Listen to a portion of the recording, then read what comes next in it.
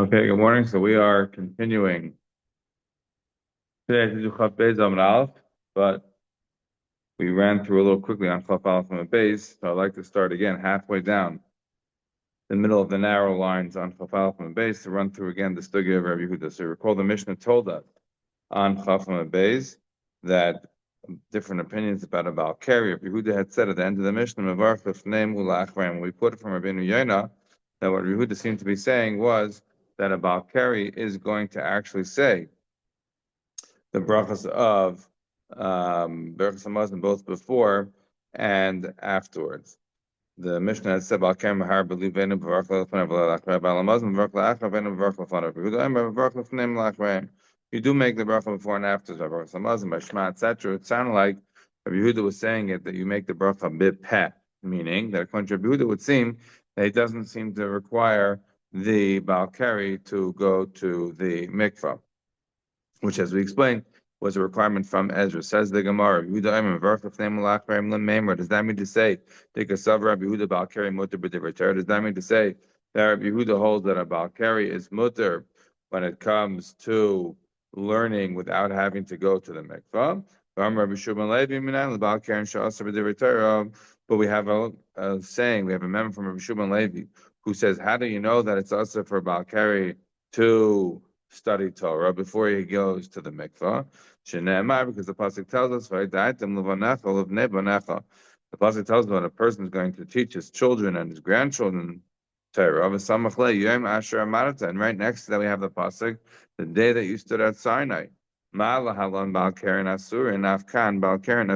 like by Matan Torah, it was also for somebody who was a Balkari to be engaged in any sort of intimacy before Matan Torah. Right, the Torah had said already 3 days before, I'll take Israel Isha. So soon you see that it was asked to be a Balkari by Matan Torah. So too, when it comes to teaching your children or your grandchildren, you're coming to teach somebody Torah, you're coming to speak in Torah, it's also if you're a Balkari. So the Gemara is saying that Rabbi Shua ben Levi has a very clear source to tell you why it's Aser. And if it's a very clear source that it's also to teach Torah when somebody is in a state of carry, so then that would explain the source for Rabbi Yehuda, why that would be a problem then for Rabbi Yehuda who holds that it's mutter, there's no issues at all. So says the Gemara, we are in the middle of the, towards the end of the narrow lines of Chafal from a base. Right, so we have Rabbi Shimon Levi who says that it's also for Balkari to learn Torah without going to the mikvah. And just like by Matan Torah, it was also for Balkari, so too, when somebody's going to be studying Torah, it's going to be also for Balkari. And if you want to say, what do we want to say? We want to say that Rabbi Yehuda loydar smuchim. Maybe the reason that Rabbi Yehuda holds that it's mutter. Now recall that Rabbi Yehuda here is Rabbi Yehuda in the Mishnah. This is Rabbi Yehuda who's a Tana. This is Rabbi Yehuda bar Eloi. This is not a situation of Rabbi Yehuda who's an Amaro, right? What we're trying to understand, though, is according to Rabbi Yehuda, who holds that midah that from Taniatic level, that he holds that it's mutter, and Rabbi Shimon Levi is saying that it's us. We want to understand why is it that Rabbi Yehuda holds that it's mutter. He's a Tana.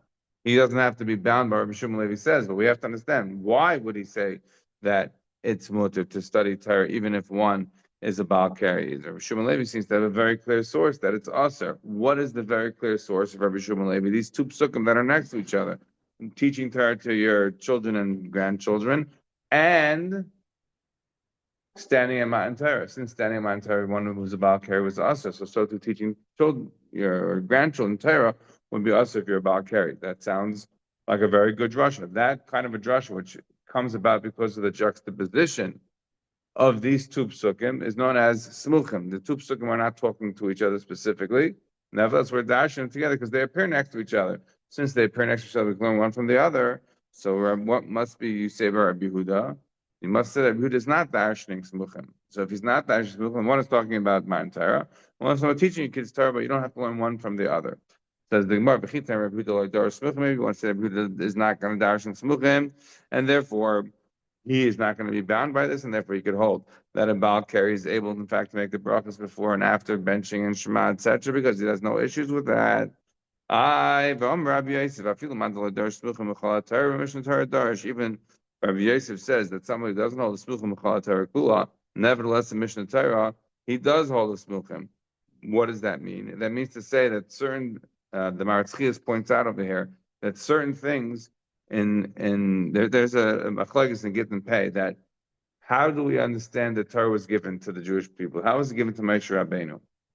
So someone understand that it was given Megillas. That is, it was given in piecemeal. If it was given in piecemeal, then maybe you don't want to darshan smuchim. That's the Maratzias' argument. If it was given as one thing at one time, so then you could darshan smuchim. But if it was given piecemeal at different times, different pieces were given, then maybe you shouldn't darshan smuchim because maybe they came at different times. But even according to the Mandam that doesn't want to darshan smuchim Mechala Torah Kula, nevertheless, when it comes to Mishnah Torah, they do want to darshan smuchim. Why? Because everybody holds them when it comes to Sefer Devarim that was given at one time. So even the Manama doesn't hold a smuchim Mechala Torah Kula, will darshan smuchim here by Sefer Devarim. And where is these psukim? Where's that? It's in Devarim. So since that's going to be in Devarim, so then Rabbi Yehuda's the answer you want to answer Rabbi Yehuda, oh maybe he doesn't darshan smuchim. That doesn't work because here it's Mishnah Torah. So the Gemara says, nevertheless, even one who doesn't hold of smuchim throughout Kol HaTorah, and nevertheless hold of smuchim when it comes to Sefer Devarim. We know Yehuda himself doesn't hold of smuchim Mechala Torah over Mishnah Torah Darsh, and we know that he does darshan smuchim in Sefer Devarim. What is our proof? So the Gemara explains. How do you know that Rabbi Yehuda does not hold of smuchim in the first four books, but you know that he holds the smuchim in the last? How do you know that he doesn't hold the smuchim in the first four? It says the more like this: the Tanya we have a Bryce that teaches us ben azay plus tells us in Shmais that a witch, right, you can put to death. And anybody who is acting intimately with an animal is also put to death. So some Indian law, since the psukim are next to each other, it's teaching you just like somebody who's acting inappropriately with a behema is going to be chayiv skila, so too a machashefa is also going to get skila. That is to say, the smichos tells you the kind of misa that the machashefa is going to get. Says the Gemara, really? Amalei Rabbi Yehuda. So Rabbi Yehuda says on the Tanakama, v'chimipnesha samchu inyan loy noitzi lazel eskila. You're going to say because the two are next to each other, you're going to give this person the most misa, the most common misa. You're going to give the misa of skila. No, you can't do that because of smichos. Ella, rather, it's not that Rabbi Yehuda says that a mechashefa doesn't get skila. Rabbi Yehuda agrees that a mechashefa gets skila, but the source of it can't be the smichos. What's the source of it? The type of sorcery that is the Oivi Yadaini, that is within the realm, within the rubric of all other types of kishuv. The lamba yatsu, and why does the Torah specifically say that by Oivi Yadaini there is skila lahakish lahen, to compare it to it, to teach you ma Oivi Yadaini b'skila af mechashev b'skila. Just like by Oivi Yadaini there's skila, so too by mechashefa there will also be skila. That is to say that according to Rabbi Yehuda, a mechashefa is also going to get skila. How is mechashefa going to get skila? Not because of the smichos of the fact that next to it there's another pasuk that says kol shechev v'meiv moishim which you know is skila, because we don't dash in smichos to teach you misa. We don't. Why not? Because we don't dash in smichos in the first four books. Elamai, how does the mechashev going to be mechayev skila? Because it's part of Oivi Yadain. Oivi Yadain is all part of kishuv, and since Oivi Yadain, the Torah was naitzi to explain it, so we makish to everything else that every type of kishuv is going to get skila. This is the word of Rabbi Yehuda. But what we see from here is Rabbi Yehuda doesn't know the smuchim. Rabbi Yehuda doesn't know the smuchim. That means Rabbi Yehuda does hold, in fact, that there's no limud then of smuchim. So then maybe he holds that you would be able to. You wouldn't have tefillas Ezra, and all this would follow. But the Gemara says, one second, and I should just point out that there is another place where the Torah talks about mechashefa, and that's in Devarim. The Torah does discuss mechashefa in Devarim, and in Devarim we're going to end up saying that he does hold of smuchim. So why don't we learn it from that mechashefa, where it says over there mechashefa loisachaya as well? Why are we talking only about Marshal Mishpatim and not in Sefer Devarim and Parshas? Why are we not discussing that? So I think the answer is partial because if you look over there in Devarim, when it talks about machshefa, it's not focusing there on machshefa in terms of the types of misa. Over there, it's all leading up to the ultimate pasuk, which is tam tiyem the idea of tmima. So since we're not teaching you death, I can't use that as the source, even though over there it's talking about all the different types of people who practice kishuf. Even though it mentions them all together, since it's not discussing the death, therefore I'm focusing on what we learn in Sefer Shemais. Fine. So says the Gemara. So we are clear now that Yehuda is not dashing smuchim, at least in Bereshis through Bamidbar. So says the Gemara, over Mishnah terminal in the Darish. So you want to say that Rabbi Yehuda, who doesn't hold of smuchim, the Torah, does hold of smuchim when it comes to Devarim. And as we explained from the Maharatz, that's because even if the Torah was given Megillas, like the Gemara says, and given paid, nevertheless, when it comes to Devarim, everybody agrees that happened at one time.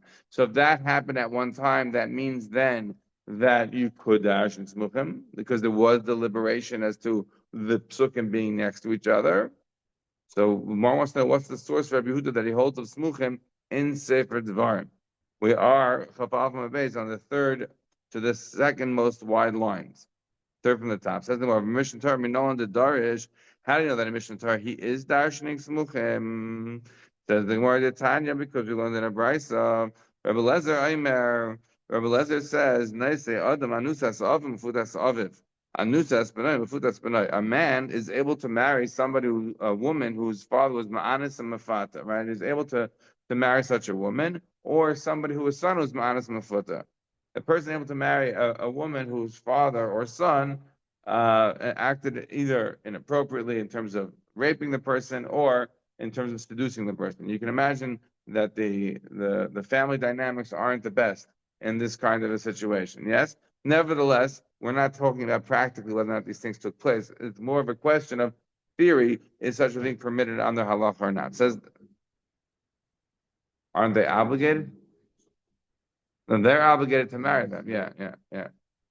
That's true, but we're not talking about that situation. That obviously wasn't the situation that happened. For whatever reason, that was not available. So the woman is available to be married, and the question is, are you allowed to be marrying this woman? So, but yes, you're 100% right. That otherwise, it's such an normative situation, if such a thing would occur, that person, the rapist or the seducer, would normally be required to marry the person. Again, I can't get into the wider topic of is that just, is that fear? What's the Torah's thinking of that? There's much more to say. Continues the Gemara. So the Gemara says as follows: Of Mishnah Torah Minol and the Darish. How do you know that in Mishnah Torah Rabbi Yehuda in fact is dashing smuchim? The Tanya, because you have a brisa. Rabbi Lezer Aimer. Rabbi Lezer says, "Noisi adam anusas aviv mufudas aviv." According to Rabbi Lezer, a person is able to marry somebody whose father was ma'anis mafuta, or anusas b'nei mafutas b'nei, or somebody whose son was ma'anis mafuta. In those situations, the opinion of Rabbi Lezer is clear. A person is able to marry such a person, whether the father or the son. Rabbi Yehuda Oiser Banusas Aviv Mufudas Aviv. Rabbi Yehuda is answering up a situation where it's a woman who is ma'anas mafuta by the father. How did he get that? How did Rabbi Yehuda understand that a woman who is ma'anas mafuta by the father would be answered to him? But Amar Gidol Marav, my Tamid Rabbi Yehuda. What's the reason Rabbi Yehuda d'chsev lo yikach ishes aviv v'lo yigaleh kanaf aviv? A person, we learn Pasuk tells us in the Pasuk say that a person is not able to marry his father's wife, and he cannot be megala the knaf of his father. Right? What is the knaf? Knaf shara of the corner that his father saw.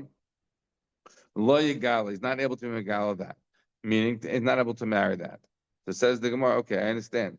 As Rashi points out at the beginning of Yevamis, that's pashut. Lo yikach ishes aviv means you can't marry your father's wife. That I understand. What does that have to do with somebody who was honest by the father? Somebody who's mafata by the father. What does that have to do? Over there, it wasn't ishus. The person was the father acted inappropriately. That's not a situation of ishus. Why would I think that would mamish be aser? So says the Gemara.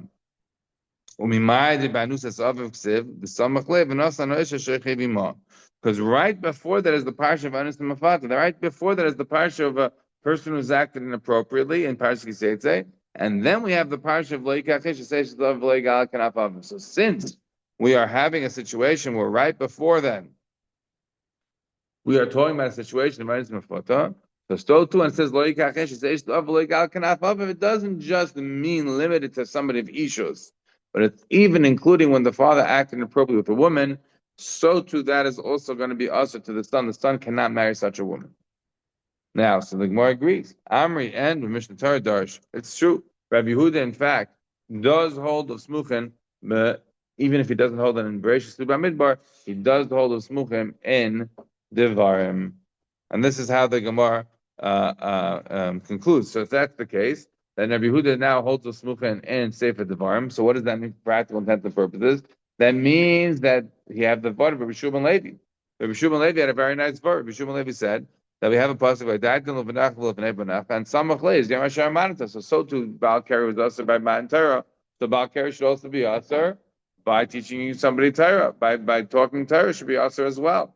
So if that's the case, then we don't understand. Rabbi Yehuda holds a smuchen, and Rabbi Shimon Levi's var is based upon smuchen, so it should be usher then in Divrei Torah. So why is Rabbi Yehuda not requiring seemingly Tfilas Ezra? He's allowing you to do Varach. Not having any problem with it. That's the Gemara's question right here. So says the Gemara,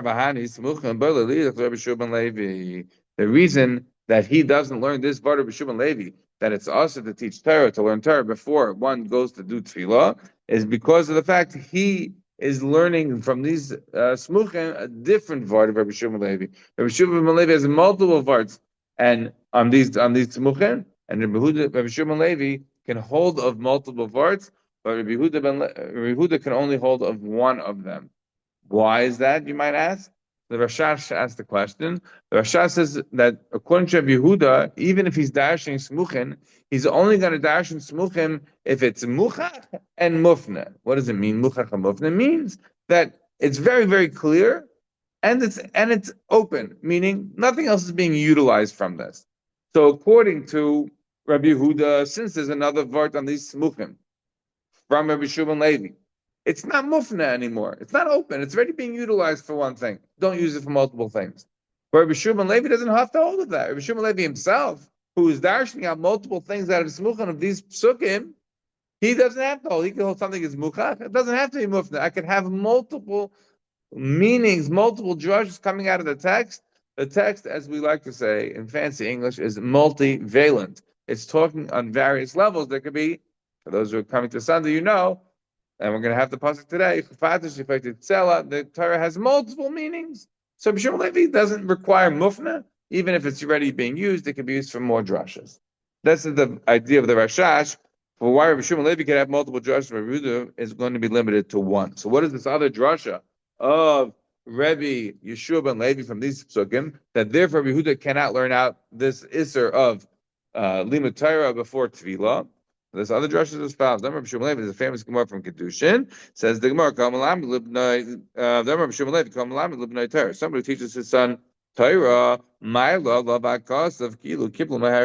it's like the Torah is going to consider that somebody teaches his son Torah and his grandson Torah, etc., as though he accepted it at Har Sinai. Why? You're going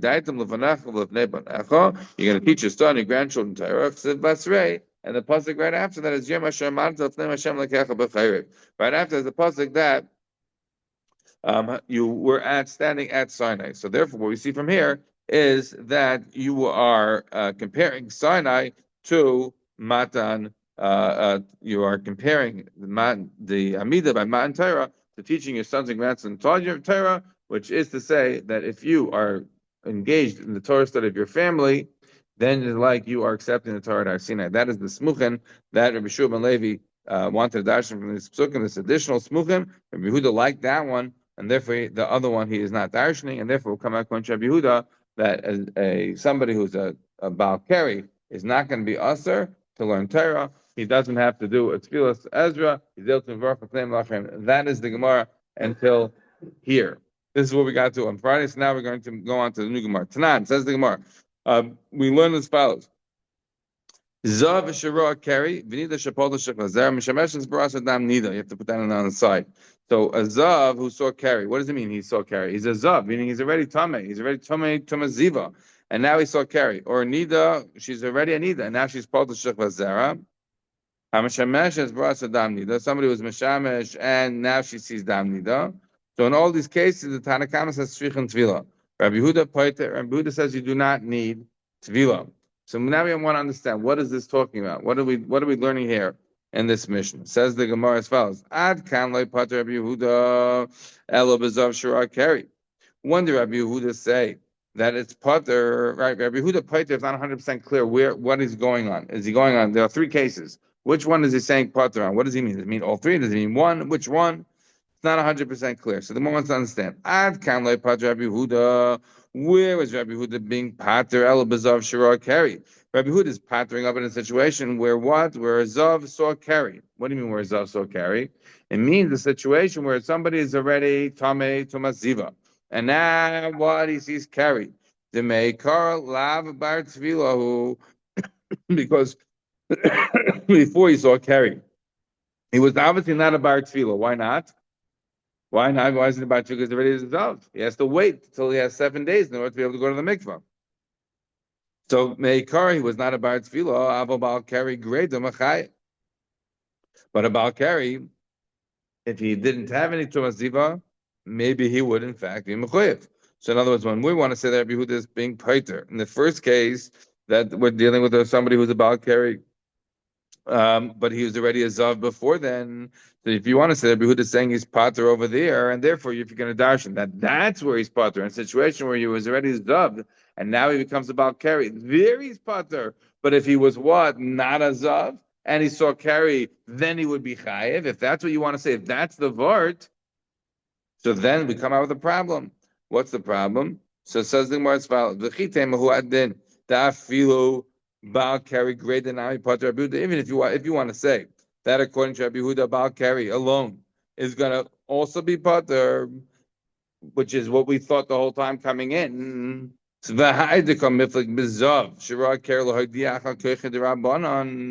the whole reason then for saying Rabbi Yehuda is Potter is only to tell you the Kerech of the Rabbanon. That is to say, if you want to say that Rabbi Yehuda holds, when he says Potter, that he's talking about a situation of a Baal Keri who already had seen Ziva, Rabbi Yehuda is telling you that he's Potter, you're going to be bothered by the following.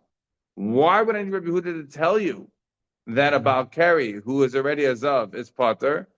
If he holds that a Baal Keri alone is Potter, then by definition a Baal Keri who's already a Zav is going to be Potter. He already has a fundamental tumah. He has to wait for 7 days. So why would he be teifel himself for Keri? This is a fundamental challenge to the idea of Rabbi Yehuda saying it's potter. It's entirely unnecessary. It's entirely unneeded. If Rabbi Yehuda holds that a Baal Keri alone without Ziva doesn't have any need to go to the mikvah, then I do not need to tell you that Rabbi Yehuda is being pottering a man who's already a Zav who then sees Keri. Of course he'll be potter. No one use that kind of a term, but of course, but it's a for sure. Yeah, it's simple. It's pashut. Right? It's not learning it as a kalacham, but it's pashut that it will be potter. Okay, we're gonna get to this point on the next page. Okay, well, I told you always take away my conclusions. We're getting there. All right, so you hear the Gemara saying that is a question. How could you say who the poiter is going on the beginning? So says the Gemara,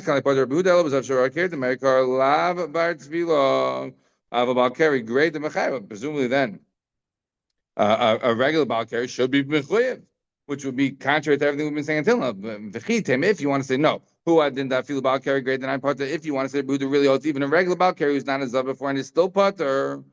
So v'hayde komiflik with zav shura keri lo yidich the Rabbanan, and this that he's arguing is only to tell you the kerech of the Rabbanan, that the Rabbanan hold that the Rabbanan normally mechayiv a Baal Keri, right? They hold the tefillah sarah. They're normally mechayiv a Baal Keri to go to the mikvah. And what we're saying over here is that not just a regular Baal Keri is mechayiv to go do tefillah sarah, but even what the situation where somebody is a zav and then he sees Keri, that even over there the Rabbanan mechayiv you to do tefillah, even though it's not going to help you for your tumas ziva, nevertheless you still have to do a tefillah for tumas Keri in order to be able to study Torah. If that's the whole point, if that this is not Rabbi Yehuda is telling you, quote unquote, that it's part. It's not a chiddush for Rabbi Yehuda, but it's really going on for the Rabban. That's the chiddush. So then, where's Rabbi Yehuda coming along and pattering? It's not going on the beginning. Then it's going on must be the end. And what do we say at the end? What's the case at the end? Is the situation of Mishamesh? It's for us at Dam Nida. Someone who's Mishamesh and she sees Dam Nida. And we're going to assume fundamentally that someone who's Mishamesh and sees Dam Nida, that she's by definition going to be a tummy carry before she's going to be considered a Dam Nida. We don't have Rashi's on this side, but if you look at the top Rashi of Chavbez, Rashi makes that clear. So if that's the situation, says the Gemara as follows: this, that the Mishnah then continues and says that somebody who's a Meshamesh said that she sees Dam Nida is requiring Tefillah, Leman Ketani Law. What is this going on? What is the word over here? If it's going now on the Rabbanan Shita, it's for sure Pasha that they're going to require Tefillah. Why? Because Hashtu Mazav Shira Keri. Just like before we saw now that the case is that somebody who's a Zav and then they see Keri. The meikara lav bar tefillah. They already had an antecedent tumah. They already had a bigger tumah. They had already tumah ziva, and nevertheless it became a tumah about carry. They the rabbanan still required a tefillah.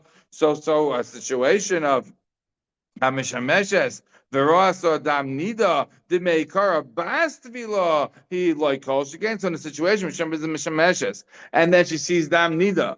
She's the mishameshes, and then she sees dam nida. So she has a tumas carry that's coming before the dam nida, and obviously, in that situation, the Rabbanan are going to say that she is going to require a tefillah for the Baal Kari. It's very interesting because the whole basis of this, if you look in the Rashi of Zav Shira Kari, Rashi says, you go in Zav Nida, in the bottom 3 lines of Rashi, go in Zav Nida, Shem Tmeim Tumas Shiva, Filu Haki Tzorach Litbal Kari of Kaidim Shiyastik B'Torah. We're talking about women, have to also be told the tefillas Ezra that was requiring somebody to go to the mikveh before they study Torah was for men and for women. And nevertheless, so it can't be then a vort for the Rabbanan. If the chiddush of this Mishnah was that they're according to the Rabbanan, about Keri, who was already Tameh for Tumah Ziva, has to nevertheless go to the mikvah, then there's no chiddush to say that a Meshameshes, who is not Tameh at all, who then becomes Tameh with Baal Keri, and then she becomes a Nida, there's no chiddush to say that, of course, she has to go to the mikvah. Why? Because we know that the subsequent tumah is not going to come along and knock off the prior one. The subsequent tumah of Keri, which is not as great as Zav, nevertheless, we still require tefillah. So too, when there was no antecedent tumah and the Keri came first, we're not going to say that the subsequent tumah of Nida is going to come and knock that one out. And of course, you're going to need a separate tefillah for the Keri. So therefore, there's no chiddush then. It's the elalav. So what must it be? The vart of the sefer cannot be the vart for teaching in the sheet of the Rabbanon. It must be that's the chiddush then of Rabbi Yehuda. The Rabbi Yehuda is saying it's potter. That's where the vart is. What's the vart? Says the Gemara as follows: Rabbi Yehuda. It must be here that the chiddush is Rabbi Yehuda. The davka katani la. Rabbi Yehuda is saying davka it's potter. What does it mean that the davka potter? Says the Gemara as follows: Rabbi Yehuda. The davka katani la. We're at the top now of Chavbez and Aleph. Now we say as follows: Mishameshes brasa nida eina tzricha tvila. Somebody is a mishameshes and she sees Adam Nida, the halacha is that she's not going to require tefillah. That is to say that according to Rabbi Yehuda saying, Rabbi Yehuda Paiter is a situation of dafka over here where a woman didn't have any antecedent tumah, and then she becomes a Baal Keri, right? Because she has tumas Keri, and then she sees Dam Nida. Rabbi Yehuda is paiter her from going to the mikvah. So mishamesh as bras Dam Nida, ain't tzricha tefillah. That's the word of Rabbi Yehuda. So what did he then learn out from that? Is that where is the Tumas Keri being subsumed or superseded by the Tumas Nida? That's only in a situation where the Tumas Nida comes along after the Tumas Keri. But if there was no situation where it was being subsumed, if it was just Keri alone, then according to Rabbi Yehuda, it would require tefillah. Says the Gemara, Ava Baal Keri, great, but Baal Keri alone would require tefillah, which is now a fundamental change in our understanding of Rabbi Yehuda. Rabbi Yehuda is now going to hold that a tumah of Baal Keri is going to make the person require a tefillah. So then, if that's the case, then what do we say in the Mishnah? What did it mean? Rabbi Yehuda says in Varach Lefanel Lachrael, which sounded like you actually literally say it, which sounded like you don't require tefillas Ezra. That is now challenged because now we've shown you from another Mishnah that Rabbi Yehuda in fact agrees with tefillas Ezra. He also accepts it. You're going to ask me, what about the word of Rabbi Shub Levi of Yom Asher Amarata, that the Isser is not going to be held according to Rabbi Yehuda because Rabbi Yehuda doesn't hold the smuchen. So now you'll have to say, oh, the Gemara, I didn't see any of the Rishonim that deal with it. But you're going to have to say something like, okay, maybe Rabbi Shua, maybe Rabbi Yehuda, in fact, it's not like what we thought before from the Rashash. Maybe he does hold that you can learn out smuchim even when you're ready. Even if you have one smuchim, you can learn out another smuchim. Maybe it doesn't all have to be mufnim. Maybe, I'm not sure. In any event, what the Gemara is clear is that according to Rabbi Yehuda, we now have a diuk that according to Rabbi Yehuda, if somebody becomes tumah with a much more massive tumah, subsequent to becoming tumas carry, they would not have to go to the mikvah for tumas carry. But if they do not have another subsequent tumah, then they will have to go to the mikvah for tumas carry. Says the Gemara. So then, how could it be Rabbi Yehuda says Mavarach l'fanei l'achreya? Says the Gemara, don't understand Mavarach was Mavarach b'pez, which was the Havmi, as we explained. Rather, understand a loy tema Mavarach ela maharher. So Rabbi Yehuda is saying that you are maharher. So then, what's the difference between Rabbi Yehuda and the Tanakama? The Tanakama also says you are maharher. The difference is that according to the Tanakama, let's say for example, the Tanakama said that you didn't have to be mahar for the brachas of Kriyat Shema, just for you just deal with the Shema. He said, but when it came to brachas hamazon, it's only the brachas hamazon, not the hamaitzi. Rabbi Yehuda saying mefarach lefneim la'achreim, it doesn't make a difference. Shema, the brachas before Kriyat Shema, the brachas after Kriyat Shema, brachas hamazon, hamaitzi, all of it. Rabbi Yehuda says you're mahar, all of it. That's now the machlokes. Machlokes says, how much here are we requiring you to do? Not a fundamental machlokes on whether or not Tzilas Ezra is a thing or not. Okay, so we've changed now the fundamental machlokes and what that Mishnah was. So it says the Gemara, really? Umi isle the Rabbi Yehuda here? Does Rabbi Yehuda in fact hold of here? Of our Tanya, we have a price that teaches us about keri she'ein loy mayim lit boil kari kriyash maveinim mavarch lelefanev. We have a price that teaches us the follows. The Brachot says that somebody's about keri and has no water to be toivel. Halachas, they could read the Shema, but they don't make the brachas before or after the Shema. And they're able to make brachas hamazon when they eat, but they cannot make hamaitzi.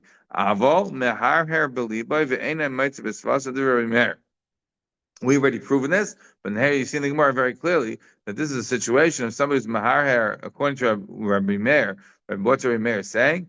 Rabbi Meir is saying that the person is able to make the bracha afterwards, but he's not able to make the bracha beforehand. But he is able to be maharher beliboy. He is able to deal with the brachas of, let's say, hamaitzi. The way he will do it is with hirhor, but he will not open with his mouth. That is to say, somebody who's maitzi b'svasim and doesn't hear what he's saying. So that's one level, and then there's a level of here where there's no chituch savasayim, where there's no motzi b'svasim, there's no moving of the lips at all. So Rabbi Meir is saying that a little bit different. We saw in the Tanakam of our Mishnah. The Tanakam of our Mishnah said that a person is not going to be mevarach lo lefanav but Muslim mevarach la'achar ve'enu mevarach lefanav. We said that mevarach means hiror, and he's not being mahara beforehand. So Rabbi Meir is saying not exactly like that. Rabbi Meir is saying you are able to be mevarach afterwards, but you, when it comes to the bracha beforehand, you're just meharher. Ve'enai maitzi b'svasav. You're not going to actually be maitzi b'svasav. You're just meharher. Div Rabbi Meir. Rabbi Yehuda Aimer ben kach uben kach maitzi b'svasav. Rabbi Yehuda says no. You are maitzi b'svasav. So what does that mean? It doesn't mean that you're necessarily hearing it, but it certainly means that you're able to actually say it. So you see then that Rabbi Yehuda holds that you are able to make the brachas, you are able to be maitzi b'svasav. He doesn't hold of here, so we're back now to our question of what Rabbi Yehuda's shita is. We understand that Rabbi Yehuda is now taking Tfilas Ezra seriously. He does hold that is in fact a requirement, but does that necessarily mean that because you require Tfilah for a Baal Keri, that means that you are not able to say the brachas, and therefore it means here, Rabbi Yehuda doesn't hold of here. Rabbi Yehuda is disagreeing with Rabbi Meir. He says, Rabbi Yehuda, benkach ubenkach maitzi b'svasa, which means you do not do here. So that means when you say mevarach lefan, that means it's literally you're mevaraching. Maybe not saying it out loud, but you're able to certainly say it. Is that clear? Right? For sure you could say it. So how could that be? If he's holding the Tfilas Ezra, then now we're stuck. If he holds the Tfilas Ezra and you have to go to the mikvah, then how could he also say that you're able to actually say the brachas? On that, the Gemara answers, Amar Rav Nachman bar Yitzchak, son Rabbi Yehuda, Kehilchas Derech Eretz. Rabbi Yehuda made the brachas before and after Kriyas Shema, the brachas before Hamaitzi, etc. He made that all like Hilchas Derech Eretz. That's what we're going to see now. Hilchas Derech Eretz is not considered the same kind of level of learning like other parts of Torah. There's two parts of Hilchas Derech Eretz, Derech Eretz Zut, Derech Eretz Rabbah. Presumably, the whole thing, he felt all of that was able to be learned, and therefore, since all that's able to be learned, that's not therefore going to be a problem in terms of our ability to make the bracha. So it comes out now what? According to Rabbi Yehuda, the machlokes then in the mission that we had on Chafam Beis is Rabbi Yehuda holds that a Baal Kari is mavarach l'fanei al he is able to be mitzi b'svasav. Doesn't mean that it doesn't hold the Tfilas Ezra, though. Of course, he holds the Tfilas Ezra. But Tfilas Ezra doesn't stop you from making brachas. Why? Because the brachas like Hilchas Derech Eretz, it's not on such a major level. You're able to make the brachas. Again, obviously on the situation of the Daraisa, it's easier to say. We're talking about the ones that are brachas of Kriyas Shema, the brachas of Hamaitzi, and things like that, where even over there, Yehuda is willing to say you're able to actually make the bracha, you're able to actually make the B'svasav. Why? Because of the fact that the brachas are considered like Hilchas Derech Eretz. And now we're going to explain what that means. Says the Gemara as follows. Says the Gemara, we are the Tanya. We have a brisa, right, where it says Dvarim Dalet in the narrow lines. It says more the Tanya. We have a brisa that teaches us as follows. Another drasha from this. Right, you teach your sons and grandsons Torah. Like the day you stood at Sinai, just like you stood at Sinai, fear and trembling. So too when you teach your children and your grandchildren, so too when you're learning Torah, you should also do a be'em of a year of verses of Isaiah. From here we learn Azavim v'Mitzayroim u'boyin al nidas mutarin likrois b'Torah b'Neviim. So from here we see that someone who's a Zavim Mitzayro, or someone who's a boyin al nida, all of these situations, the person is able to study Torah, right, Tanakh, and also the Mishnah Gemara, and also able to study the Mishnah and the Gemara, B'halachas, B'agadas, Aval Balkari and Asurim. But Balkarim are Asurim. Something's off with Balkarim, they're not allowed to study. What does that have to do? We're going to explain. But before we go any further, I just wanted to point out the machlokes say Rashi and the Rashba. Rashi points out that what we're talking about when we say that a Balkari, that a Boil Nida is able to study Tanakh. What do you mean? Every Boil Nida is a Balkari by definition. No. In fact, isn't he worse if he's a Boil Nida? So we must be talking about a situation of somebody who is being engaged in the act of intimacy, and then she feels a rush of blood. That's what must be the case talking about. Is it Balkari? So says Rashi, he went already to the mikvah.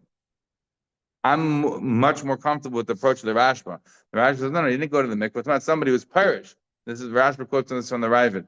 The Rashba says two words. Either he went to the mikvah like Rashi, or he says he was perished. If you look at the Mishnah in Shavuos, where the Mishnah in Shavuos tells us that somebody who's in the middle of engaged in an act of intimacy and his wife feels a rush of blood, the halacha is he's not able to be mitzi until his aver is mace. Why? Because of the fact that there is an additional level of pleasure, which would be usher. So that means we're talking about a person, if we're talking about a situation like that the person is not a Balkari, and in what kind of a level that he's on, that he was able to be perished, but not perish. They're able to wait until the aver was made to be able to not be, he's not a Balkari. So therefore, as Rashi explains, what's wrong with the Balkari that we say that the Balkari is usher? Says Rashi, because the Balkari is somebody who is engaged. So this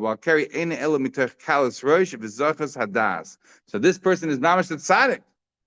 He's unbelievable. So that's why such a person for sure can understand how he can learn. Okay, continues the Gemara. So now we have a few examples of what somebody who's allowed to study if they're Balkari. Rabbi Yossi Meshaynahu Bergilius. Rabbi Yossi says whatever he's normally studying, that he's allowed to study, but not expounding on the Mishnah. Rabbi Yossi says, you could study the Mishnah, that's not expounding too much, but the Gemara, no. Remember Rabbi Shalom, we already had this back on Zion and Beis. Taisus Human Lamed Ches, we already discussed this whole topic of Avshalom or Avishalom. Nevertheless, that time was Rabbi Shimon ben Avishalom. Now we have Rabbi Nassim ben Avishalom. Rabbi He, what is his opinion? Right, each one goes further and further. He's able to even expound on the Talmud, but he can't talk about the Shem Hashem that's in there. Rabbi Yochanan Sandler, Talmud Rabbi Akiva. Why Rabbi Yochanan? I have to tell you who he is, but I'm not sure. Rabbi Yochanan Sandler was a student of Rabbi Akiva. and he was also, we get his job, he was a shoemaker. Mishum Rabbi Kiva Aimer, lo yikanis lamedish kol ikr. You can't come into doing any drushes at all. So some want to say it means a lot more stronger than that. But Amila lo yikanis the base hamedrish kol ikr is very machmir. You can't even come into the base medrash whatsoever. Rabbi Huda Aimer shanu bilchas derech eretz, and this is the reason why we brought this Gemara is because according to Rabbi Huda, he's able to study hilchas derech eretz. And here we have an amazing Gemara. We'll come back to this Gemara maybe tomorrow. Ma'aseh Rabbi Huda Shura Keri. There was a time Rabbi Huda saw Keri, and he was walking by the river. And the student said, "Oh, teach us something from Derech Eretz." The yard of a Tova V'Shana Lahem. So then he did a tefillah and he taught it to them. First of all, unbelievable that he's letting them all know that he's a Baal Keri. They all seem to know that he was a Baal Keri even in advance of him telling them, because they said, "Let's learn Hilchos Derech Eretz," which they would know his shita, which is amazing. How would they know? Okay, so he says. So they ask him after he went to the mikvah and he comes out and teaches them Hilchos Derech Eretz. Amrullah lo yikach l'matenu Rabbeinu. Didn't you teach us shenu b'Hilchos Derech Eretz? He's allowed to study Hilchos Derech Eretz. Amrulahem achvish and mekel ani alacherim machmer ani alatzmi. Even though I'm mekel for others, I am machmer myself. So also, Yerushalmi and Brachot in the first parak, we have a similar thing about Rabbi Meir saying the same idea.